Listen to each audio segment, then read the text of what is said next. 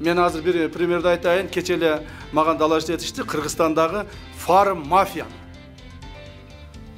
Қырғызстанда дарылардың фармацевтический мафия бар екен. Биздегі дарылар бүгін күнде ең азы 3 есе, ең көбі 10 есе қымбат сатылып жатыр. Мұның бардығын атайлаған, даярдалған адамдар, біздің мемлекеттік қызметкерлермен чоғу, біздің врачтарыбызмен чоң мафия түзілген. Ошол мафияны аз бетini аштык. Ертең биринчи күнү биз маалыматты беребиз коомчулукка. Мындан ары, андан сырткары нефтепродуктларды бизге Кыргызстанга киргизе турган мафиянын азыр койругун кармадык. Булар дагы. Бүгүнкү күндө нефтепродуктлар бизде 56-58 сом, бүгүнкү күндө сатылыш керек экен, рыночный, где-то 50ге жетпеген болуп.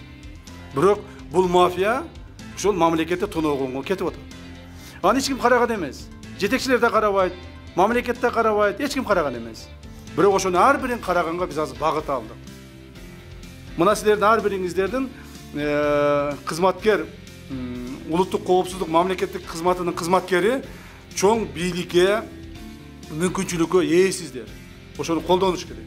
Ошону адамдын укугун коргош үчүн, мамлекеттин байлыгын, мамлекеттин коопсуздугун коргош үчүн колдонуш керек.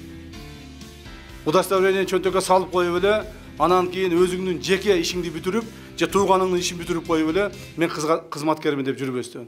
Ар бириңердин жумушуңарды бирден карап туруп, мен отчетуңарды карайм.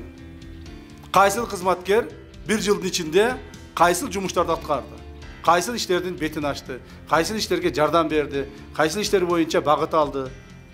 Ошондо да өзүңөр аракет кылгыла. Өзүңөр аракет кылып ушул жумуштарды аткаргыла. Силерге мүмкүнчүлүк түзүлүп атат.